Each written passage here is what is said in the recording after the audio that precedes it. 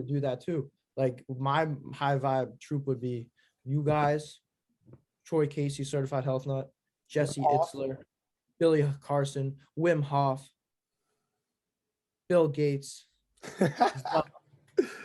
Yeah, the Like, homies, man, the homies. Not Bill Gates, Fauci, Hillary, Kamala. That would be mine. No, don't even get it those started. powerful women. You could use those. They're so good for our democracy. We could learn the black magic from them in the quantum realm, but that's a different topic. That's a different topic. Let's get into those quantum creativity.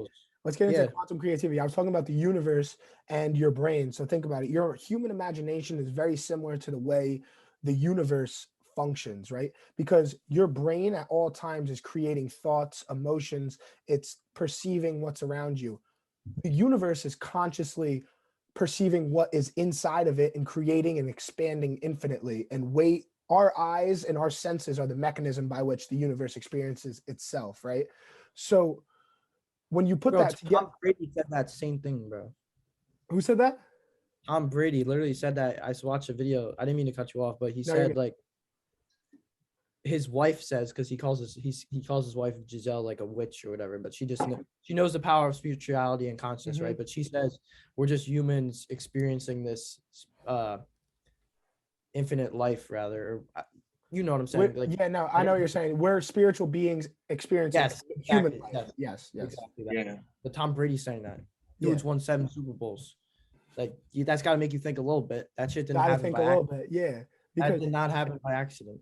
Yeah, we're divine, man. The human imagination is something to behold because in essence, we're creators in ourselves. Like I try and create all the time with drawing, guitar, whatever I'm doing. And if you're keeping an active mind and always creating, like you're going to keep a happy, healthy mind too. Like that's a big thing, is just keeping your mind active, keeping it not stagnant. Like the same way, if you sit in your fucking couch and eat nachos and watch reality TV all the time and your body's stagnant, you're going to get fat and sloppy. And that's not how. No, that's body shaming. You can't say that. I could say that. That's not how your body. 7th episode, we're gone. Just like that. We're banned off of YouTube. We're allowed to, if you don't want to watch it, if you're fat and you don't want to watch us for that reason, like that's a challenge to you to no longer be fat and get some discipline in your life and like create a better reality for yourself, because no one likes being fat. You could tell me you like being fat, but I just won't believe you. Like, sorry to fat people. Not even fat shaming. Like if you're fat already, it's fine. Do what you can to accept your body and be okay with that. But also like you got to change that, because there's an element of unhealthiness that's associated with that. Okay, off the topic of being fat, I was trying to relate it to how a stagnant mind is unhealthy. Fatness relates to quantum creativity. Like it does. Duh. You got to create that idea of how do I get from the couch to get to the pantry and get my Doritos? Like, you gotta think about it. Like none of those people though that like have done all of this stuff in history, like how few of them have actually been fat? Like almost none of them. Ben Franklin was like fat. Ever. He was like chubby, but he wasn't fat. He lived to be like 80. He's just like old. That dude created like electricity pretty much, bro. He was like fat. But like, when is there ever like how people are in America today? How many of those people were making change all throughout human history? They weren't, because it just didn't exist. Fun fact about Ben Franklin: did you know he used to meditate outside and do calisthenics naked? He used to create outdoors naked in the nude. Primal, bro. That's primal. He knew something He was the liver king of his day. That's a whole different topic, but like all of those men, all those founding fathers, I hate to say it, but they all knew the wisdom. They all knew the wisdom and the secrets. They were all Masons. They're the ones who brought it to America from England. Magicians, Masons, whatever you want to call them. They knew the power of the ether. They definitely knew the power of quantum creativity, lucid dreaming, meditation, all the things we're saying. Every powerful woman in existence knows this power and knowledge that we're spreading here today. Like our government knows. We could go into the CIA. And they know a lot more than us. Let's get into that. Let's get into the CIA gateway tapes, right? Okay. We're allowed to talk about that. Declassified by the CIA. This is my boy Alex Jones. Well documented. Okay, so all right. CIA gateway tapes, right? They used these different hemisync frequencies. Who's the guy? Who? Who's the Robert guy Mon- that? okay, so the hemisync frequencies were created by Robert Monroe of the Monroe Institute. The Okay, yeah, yeah. CIA contracted the Monroe Institute to come in and help them induce altered states of consciousness, aka out of body experiences for their participants in this subject. So what the goal of the project was to induce out of body experiences so that the Army/CIA would be able to remote view for military purposes. The same way that monks in Tibet Yo, and yogis, go ahead.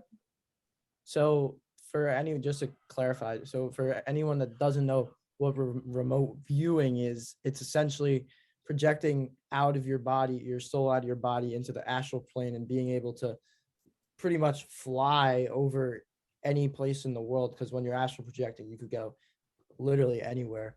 But It's your remote light viewing, body or your astral body experiencing that three-dimensional plane yes, is so what it like is. they were trying to go to these places without having to actually go to these places. Yeah. So there was a whole entire they used it in the military. If you watch the movie Men Who Stare at Goats, it's a great example of how, in a satirical manner, it's a funny movie, but it starts off with more of this is true than you would like to believe. And it is, because the CIA was using the gateway tapes. Their idea was that they wanted to spy on Russia without actually having to fly drones or planes over Russia. So they would have the CIA people, the agents, project their consciousness over Russia and view them from the metaphysical realm, right? And they succeeded sort of in their mission, but then it went underground. Whatever happened from it after they Secret declassified it, space program, all that. space program, Jonah Fritz, Corey Goodman, check them out. They have a lot of crazy information on the secret space program and the 20 and back, right? And Yeah. consciousness and cloning and bodysuits and avatars and extraterrestrials, everything. Man. I'm gonna get us kicked off. Fuck it though, right? Nah, they're fighting 14-foot Dracos in the secret space force. No They are. cap. That is what Jonah Fritz says. That's what they all say if they remember. If they remember, correct. But as back far to the remote viewing and the consciousness though. So the so the Monroe Institute tapes, right? You can actually go online and get the CIA gateway tapes that help you induce these astral projection or out of body experiences. There's different focuses. So I think there's 7 different like chapters of it, basically, with like 6 or 7 tapes in each chapter. yeah. So it goes from focus 12 up to I think like focus. focus like 22, 21. Yeah, focus 22 or something, or it might be They did focus. them, bro. Yeah, They no, they definitely work, man. Like yes. it talks about it calls it the resonant energy bubble or balloon, whatever you want to call it. But it's essentially it's making you conscious of your energetic field around you, like your vortex around you. So what it does essentially is you're sitting Kundalini crisscross applesauce. We're laying down. They tell you to Or lay lying down. You could do it lying down too, but like I always did it sitting up. But essentially, I would be conscious of the energy pervading through my body and fuel it up my spine through the top of my body and then project it outward through my crown chakra. So going like this back into my feet and making that energy field that spreads out like this, right? And it goes around us. But then you start doing it for like 5-10 minutes, being conscious of it. And then you create that resonant energy bubble or balloon like around you, like you're quite literally in a energy bubble. Or like this is when people talk about their Merkaba meditation, Merkaba light vessel. the Merkaba light vessel, like it's pretty much the same thing. But with this, like you literally float off in a fucking little vessel into the void or conscious, like out higher densities of consciousness, literally through these tapes. And one experience I had, Corey, you probably did it too, but I was sitting facing the wall. I was conscious of my resonant energy bubble, and they said to turn around with your light body. And no, like, funny, like, I literally turned my light body 180 degrees. Like, I'm not even joking. Like, it was by far one of the craziest experiences I've ever had. Fully aware, fully conscious, like, nothing to help induce it. Like I had a very similar experience without even using the gateway tapes. I was just laying in bed meditating and I floated up and I used the techniques of the gateway tape and I turned that 180 degrees and saw my physical body laying in bed from like above my own bed. And it sounds like bullshit. It sounds like woo woo, like I'm wilding, but like It is. I can't lie what I've seen and experienced. Like there's stuff that you'll see I through know. Yo, meditation and higher dimensional thinking that like through different you experience things that you can't explain, man. yeah, like what's another one I had? I don't even know. But yeah, you literally experience things you can't explain, and like, oh, this is what I was gonna say. Back to the lucid dreaming. I had a dream like a couple weeks ago where I all of a sudden became lucid in the dream, and like I rose out of my body, right? So I was quite literally like my light body was like above my body laying in bed. And then my parents walked in, and then I was like, then I woke up, right? And then I was like, holy shit, like guys, I was literally just floating out of my body. And then I realized again that that was also a dream. So I was literally lucid dreaming within a dream. It was like the craziest thing ever. And then like once I realized that was a dream, I like unfortunately woke up, but like it was the craziest thing. I was like in quantum infinity, like I was literally floating above my bed like some exorcist type shit, like Your fully mind creates layers to keep you asleep, man. They're fully layers conscious of everything around me. up you. It's insane. Nah, it's wild. I've been having dreams recently, and I've been practicing with the dream recall and the reality checks.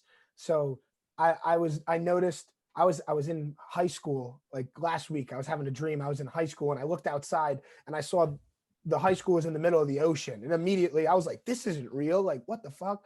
And I woke up No, immediately. Corey, I had a dream like that a while back. Like 1 second I was at the high school, and then next thing we were like in the ocean, and like our cars were getting like, and there were fucking sharks coming and shit. Did you That's realize it was crazy. a dream? Did you realize it was a dream, or did you just remember it in the morning? No, I remembered it in the morning. Oh, That was okay, a okay. wild dream.